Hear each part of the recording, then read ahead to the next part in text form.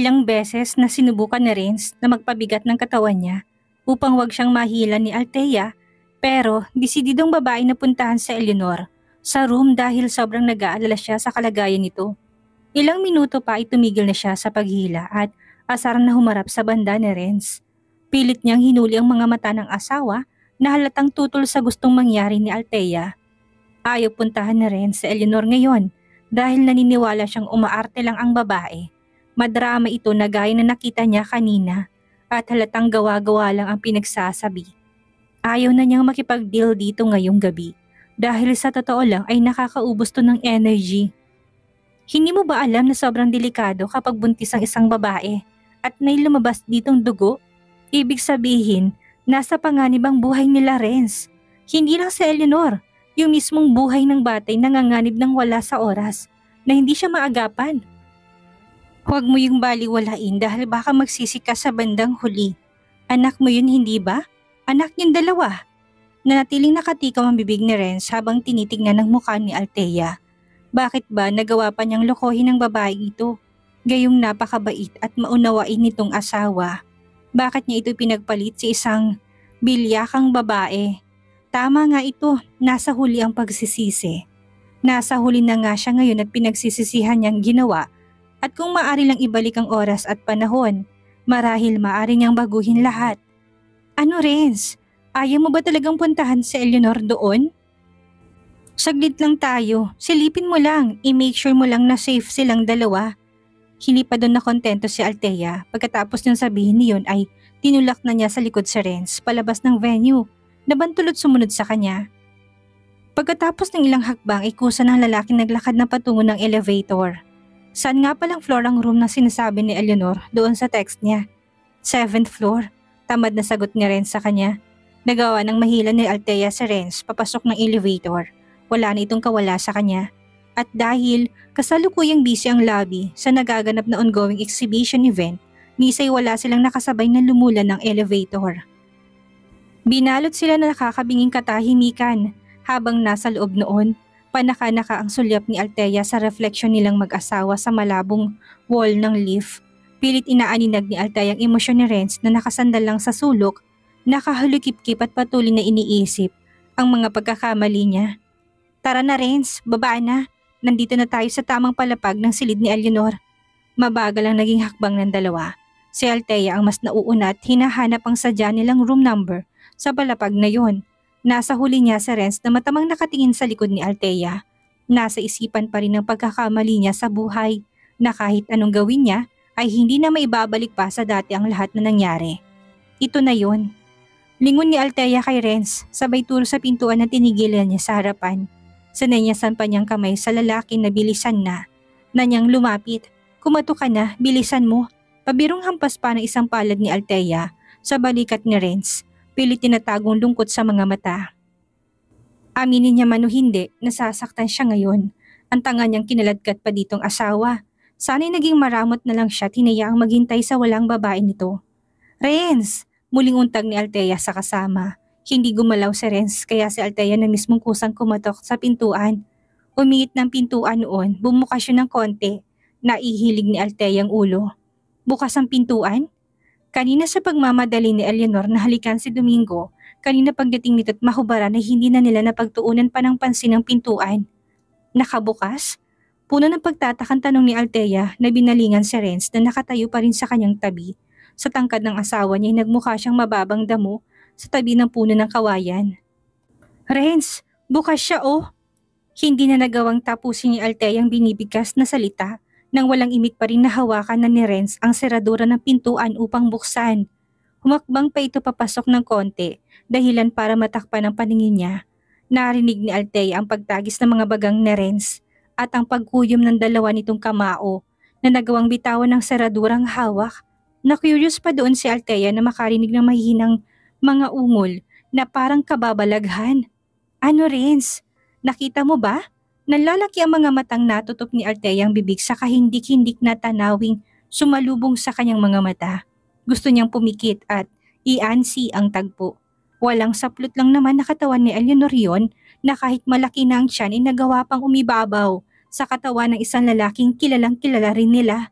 Wala man lang silang takip na kahit na kumot, kung kaya ang pangyayaring yun ay kitang-kita ng mga mata nilang dalawa ng asawa niya. Para silang nanonood ng pelikula sa sinihan. Ang kaibahan nga lang ay live show rito ang palabas. Dinudugo ka? Hindi halos lumabas yun sa bibig ni Renz. Pero dahil malapit lang ito kay Althea kung kaya dinig na dinig niya ang lalaki na may halong puot at pagkagulat. Ito ba ang sinasabi mong dinudugo ka? May kaulayaw ka ibang lalaki sa kama, Eleanor? Putragis kang babae ka. Napaawang ang bibig ni Eleanor kasabay ang mabilis itong paglingon sa may pintuan nang marinig ang malakulog sa lakas na boses na yun ni Renz. Nag-echo yun sa apat na sulok ng kwarto. Nanlamig na siya, tinakasan ng lakas. Sinasabi ko na nga ba? Parang napasong bumaba sa Eleanor sa ibabaw na Domingo na hindi na rin alam ang gagawin na sandaling iyon ni hindi nito nagawang takpan man lang ang nakahantad na hubad na katawan na kitang-kita ni Althea. Babe! Natatarantang akmang lalapit sana sa Eleanor sa pwesto nila pero muling bumalik upang hanapin mga damit niyang hindi niya alam kung saan tinapon ni Domingo sa sobrang excited at init na kaganapan kanina. Renz, teka lang, let me explain. Ano pang ipapaliwanag mo? Ano pang idadahilan mo? Harap-harapan ko nakita, Eleanor. At sa ganyang lalaki? Sa ganyang lalaki ka pa pumatol. Napapasang. Hindi na maituloy ni Renz ang sasabihin. Parang kulang ang masasakit na mga salita para sa saloobin. Hindi naman pwede itong pagbuhatan ng kamay dahil buntis. Hindi ko nga alam kung ako ba talagang ama ng batang yan. Ngayong nahuli kitang ganito, Eleanor. No babe, ikaw. Bumuhos na ang mga luha ni Eleanor at nilingon si Domingo na parang hindi na huling bumangon sa kama. Hinagilap niya ang mga damit niya. Lalo pa itong ikinabwisit na lalaki. Let's end it here, Eleanor. Pagkasabi nun ni Patalilis na itong umalis. Naiwan si Althea na hindi alam kung susundan bang asawa o mananatili pa sa silid na yon. Pinasadahan niya ng tingin ang katawan ni Eleanor na muling naging hayag sa paningin niya nang mabitawan ng kapirasong kumot na itinakip niya mula pa kanina. Masaya siya na nahuli ito. Pero bilang babae parang sobrang nakakahiya na masangkot sa ganito. Yung tipong kahit anong iyak ni Eleanor doon, ni katiting na awa ay walang naramdaman dito si Althea. Hindi nga ako nagkamali ng hinalat akala sa'yo. Napakarumi mong babae. Nilingon ni Althea si Domingo na pang itaas na lang na damit ang wala at nakaupo na sa gilid ng kama. Sa dami ng lalaki, sa kagaya ka pa talaga niyang pumatol? Grabe ka na, Eleanor. Sa Renz na yun, tapos sa isang iglap ipagpapalit mo sa kagaya niya? Hindi na ako magtataka kung lalabas isang araw na ang batang yan ay hindi anak ni Renz kundi sa lalaking yan. Sige lang, ituloy niyo lang ang ginagawa niyo. Mukhang nabitin pa namin kayo. Patalikod na sana si Althea upang umalis na sa silid at hanapin kung saan pumunta si Renz nang balingan siya ng galit na sa Eleanor. Sa kanya ibinuhos ng babae ang lahat ng kahihiyan at sama ng loob na nakadikit sa katawan niya.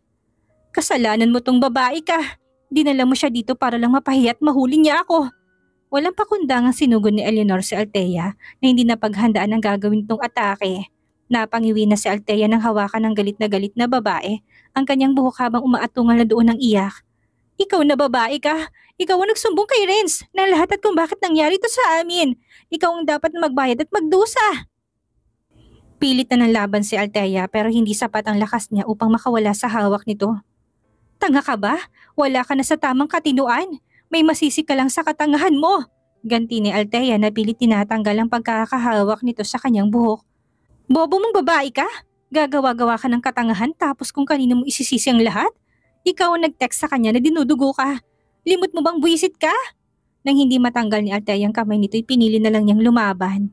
Siyempre, hindi siya magpapatalo sa babaeng ito. Dapat lang talaga na nahuli na ito ni Renz nang matigil ng katangahan ng asawa niya dito. Hinila na rin ni Althea ang buhok nito at nakipagsabunutan ng sabayan sa babaeng hindi pa rin naisip na magsuot muna ng saplot niya sa katawan. Gusto mo ng mas malalang kahihiyan? Sige, halika. Pagbibigyan kita. Dito tayo sa labas. Ipakita mo sa lahat kung gaano ka karumi. Total gusto mo makita ang katawan mo ng lahat ng lalaki. Hindi ka marunong makontento? Busog na't lahat ang tiyan mo nakikipagtali ka pa sa ibang lalaki. Malamang siyang ama niyan. At dahil desidido si Althea at napuno na ng galit ang katawan, nagawa niya kagad na mahila sa Eleanor palabas ng pintuan ng kwarto kahit na anong pagtutol ang gawin ng babae. Ilan sa mga naka-check-in doon at karatig silid lang ay nabulabog na ng ingay nila. Naglabasan sila upang tingnan kung anong sigawan at ang mga kalabog na nangyayari sa kalapit nilang silid. Domingo, tutunganga ka na lang ba dyan? Hindi mo man lang ko tutulungan? Sinasaktan niya ako! Sigaw ni Eleanor na patuloy pa rin ang buhos ng mga luha habang pilit nilalabanan si Althea. Hahayaan mo ba akong pahamak at mas mapahiya ng dahil sa babaeng ito, ha? Hindi siya binitawan ni Althea. Kung anong higpit ng hawak ni Eleanor sa kanya ay tinumbasan niya. Mas nilamangan niya ng dahil sa gigil ni Althea. Pilit silang pinaghiwalay ni Domingo pero sa higpit ng hawak ni Althea sa buhok ni Eleanor, nasabog-sabog pa. Nagawa pa niyang makalmot ang matandang lalaki sa leeg at sa mukha ng matulis na kuko na pinaghandaan niya pang pakulayan ng dahil sa exhibition event. Bitawan mo siya. Ano ba? Ayaw mo bang bumitaw? Hila ni Domingo sa katawan ni Althea. Pero hindi nagpatalo doon ng babae. Sinipa niya ng ilang beses sa Domingo na tumama sa tagiliran ng lalaki. Aba, talagang matapang ka ha? Sa sobrang gigil na nararamdaman ni Althea na matagal niyang pinigilan, ay binalingan niyang matandang lalaki at maras na hinila rin ang buhok nito. Napangiwi ang lalaki. Mas lalo siyang nagalit at nanlisik ang mga mata kay Althea. Punyeta kang iskandalosang babae ka. Oras na mahawakan kita sa leeg, sasakalin kita. Gusto mong masaktan? Naghahanap ka ng sakit ng katawan? Sige, pagbibigyan kitang buwisit ka. Sa mga sandaling iyon ay kakalabas lang ni Kenji ng silid. Na-curious siya sa pinagmumulan ng ingay sa hallway na hindi kalayuan sa silid ng kanyang pinagmulan. Nakisingit siya sa dagsa ng mga nanunood upang makitang kaguluhan. Sa tindig pa lang ikaganyan nakilalang bulto ni Althea na pinagtutulungan ng dalawang bulto. Walang pasubaling dere-derecho siyang lumapit, binangga ang mga onlookers na ayaw tumabi. Dumagundong sa kabang puso niya na baka mapahamak na si Althea. Nagawa niya nga itong mas safe kanina tapos ngayon ay baka hindi na. Naikuyom na niya ang dalawang kamao. Tabi, tumabi nga kayo kung wala kayong planong awatin man lang ang mga nag-aaway. Bago pa tuluyang maundayan na suntok ni Domingo sa likod ng ulo si Althea, ay nagawa na ni Kenjing hawakan ang kamao nito at bahagyang pilipitin ang braso ng lalaki na nagpabitaw sa kanila ni Domingong gurat na gulat kay Kenji. Mr. Barwell, what are you doing? Babae yan, susuntukin mo? Magkadikit ang mga ngipin habang nalilisik ang mga mata niyang harap sa matandang parang tinakasan ng lakas sa pag-awat niya na makita na siya. Away ng kabit at asawa, sumasali ka. Bakla ka mong dragon? Sinipat pa ni Kenji ang itsura ng lalaki na nakalimutan na rin na magsuot ng damit pang itaas. Nang bumaling siya kay Eleanor at Althea na patuloy na nagsasabuntan, hindi na siya nagulat kung hubad sa kanilang isa. Sa sobrang galit niya malakas niyang tinulak si Eleanor palayo sa katawan ni Althea matapos na bitawan ng kamay ni Domingo na halos madurog ang buto. Galit na galit siya lalo pa nang makitang may mga galos ng balat ni Althea ang dumudugo. Nakakahiya kayo. Dinala niyo pa dito sa lugar na tong asal kalyang ugali niyo. Sigaw niyang isa-isang nagpaalis sa mga taong nanunood sa labanang nangyayari. Bumalik sila sa loob ng silid. Lalo ka na Eleanor, hindi ka ba nahihiyang ganyan ng itsura mo? Buntis ka pang babae, wala ka isang saplot sa katawan mo. Ano to, bold show? Nagsushooting ka ba? Malakas na pumalahaw ng iyak sa Eleanor na patakbong pumasok ng kwarto matapos tumayo sa labis na hiya. Sinundan siya ni Domingo na iika-ika at walang masabi sa ginawa ni Kenji sa kamay niya. Kumalabog ang pintuan ng isa rin ng dalawa. Nagpagalit pa ito kay Althea. Ang kapal ng mukha ng babae niya na bintangan ako. Huling-huli na nga siyang nakikipagtalik sa iba. Tapos itatanggi pa niya. Frustrated na inayos ni Althea ang buhok ng ilang hiblay na lagas. Masakit din ang mga anit ng kanyang ulo kaya nakangiti pa rin siya. Althea, tumabi ka nga dyan Kenji. Hinihingal na tura niya sabay tabig sa lalakit lapit sa pintuan ng silid. Hayop kang babae ka! Napakasinungaling mo! Malandi ka! Ikaw ang pokpok! Mukha kang pera!